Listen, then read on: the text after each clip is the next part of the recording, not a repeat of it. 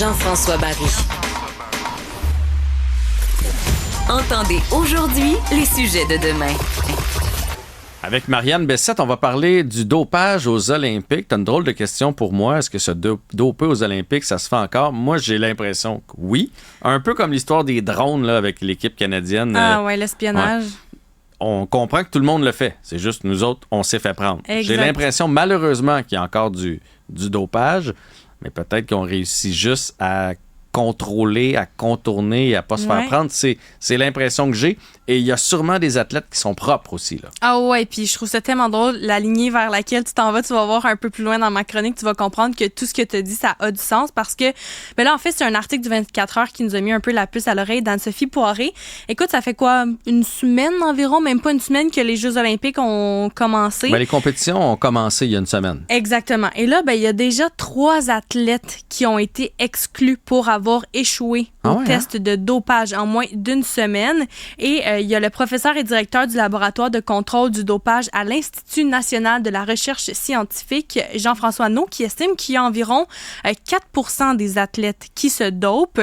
Donc, il y a environ 10 500 sportifs à Paris. Donc, ça serait approximativement 4 000 athlètes qui se droguent pour pouvoir performer, du moins, pendant les Jeux olympiques. Alors là, comment est-ce qu'on fait? Mais il y a combien d'athlètes, t'as dit? 10 500 sportifs. Donc, ça veut dire 400, ouais. pas 4000.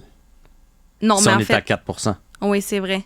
Ouais. Attends, excuse-moi, Parce je me que suis trompée. On dit qu'il y a environ 4% des athlètes qui se dopent, mais il y a 4 000 qui vont être testés sur les 10 500. Merci. D'accord. J'ai un zéro de Mais ça moins. fait quand même une pas pire différence. Oui, ça fait une pas pire différence. Il y a quand même 4 000 personnes qui vont se faire tester pour savoir s'ils n'ont pas des traces de drogue dans leur système. Et là, pour tous ceux et celles qui vont monter sur le podium, ceux qui vont battre des records, eux vont systématiquement être testés. Ça, c'est obligatoire. Il y a des disciplines qui sont plus ciblées que d'autres, comme l'haltérophilie, qui est plus ciblée.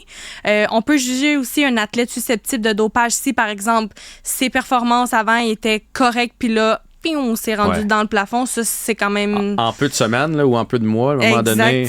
Je veux bien Il y a croire une que limite à l'amélioration. t'as pris un peu de muscle, puis t'as compris la technique, mais quand même. Ouais. Il y a aussi les sportifs qui proviennent d'un pays où il y a de la corruption qui vont être plus sujets à être testés. Et les autres, ben, ça va décider de plusieurs critères. Le suivi permanent, les tests en compétition. Il y a des personnes aussi qui vont lancer des alertes pour dire « je pense que telle personne est dopée ou non ». C'est sûr que si tu finis 28e, c'est ça. Personne va s'intéresser au fait que tu te dopes ou pas. C'est pas mieux, là. Non. Mais tu seras pas testé. Oui, exact. Et là, ben, il y a un rapport de l'Agence mondiale antidopage qui a révélé en 2022 que les substances qui étaient les plus retrouvées chez les athlètes, c'est les stéroïdes anabolisants.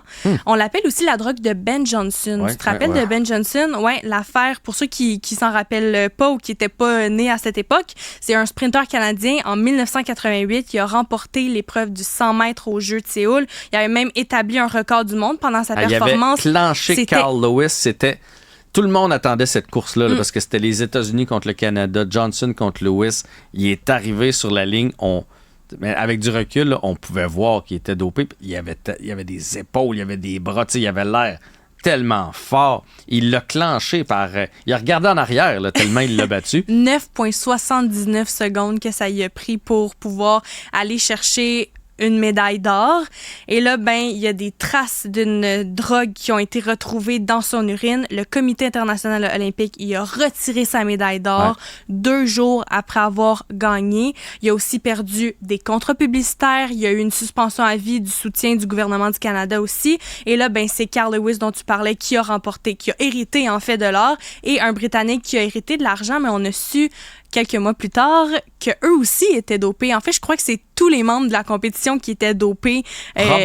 Probablement, c'est ça, qui avaient des substances. C'était une époque où ça se dopait beaucoup. On n'avait peut-être pas les techniques qu'on a aujourd'hui pour déceler tout ça. Oui, puis ça a vraiment marqué un tournant dans la lutte à l'antidopage. Et comme n'importe quoi, avec le temps, ben, les tests de détection se sont perfectionnés. Mais il n'y a pas juste ça aussi qui s'est perfectionné. C'est les méthodes de dopage qui se sont raffinées avec le temps.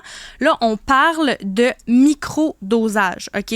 Donc là, tu as le EPO ou l'érythropoïétine. polyéthine qui va venir stimuler la production de globules rouges pour transporter de l'oxygène vers tes organes pour gonfler l'endurance des athlètes. Et là, en fait, ça, c'est une drogue qui était utilisée par une cycliste québécoise, Geneviève Johnson. Janson, oui, exactement. En 2003, elle avait dit ne jamais en avoir pris. Finalement, en 2007, elle a réitéré puis elle a dit oui, j'en ai pris. Ouais. Donc, maintenant, qu'est-ce qu'on va faire avec ce genre de drogue-là? C'est qu'on va venir les assimiler dans le corps, mais à petite dose. Donc, au lieu de le faire une fois par semaine ou une fois aux 2 semaines, les athlètes vont prendre une dose de cette drogue-là, puis en donner à tous les jours ou aux 2 jours. Et dans ce cas-ci, ben, la drogue, elle va être éliminée beaucoup plus rapidement par l'organisme et donc, ça va être de plus en plus difficile à la détecter dans le corps.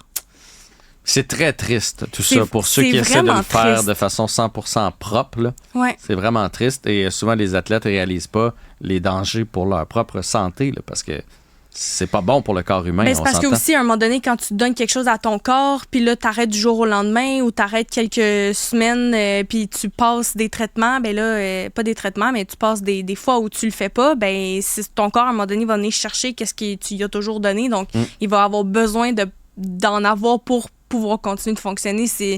Puis pour des athlètes, en plus, c'est pas les mérites de la drogue qu'on veut donner une médaille d'or, là. C'est l'athlète en question. Ça, c'est sûr et certain. Bref, ça se fait encore. Ça se fait encore. Pas juste en compétition, pendant les entraînements aussi. On trouve des nouvelles façons, on trouve des façons de les contrer, on retrouve des nouvelles façons, puis on dirait que ça va être un cercle vicieux qui va être constant comme ça. Puis si jamais vous voulez voir là, peut-être une des plus grandes tricheries, le documentaire sur Lance Armstrong, là, eux autres, c'était fou, là, le système, le sang, l'urine, là, comment on s'y prenait pour déjouer. C'est capoté de voir que c'était vraiment un réseau, là, c'était organisé. Bref, vous pouvez regarder ça, c'est très intéressant. Tout comme ta chronique, Marianne. Merci beaucoup. Merci à toute l'équipe et merci à vous d'avoir été là. On se retrouve pour une prochaine fois.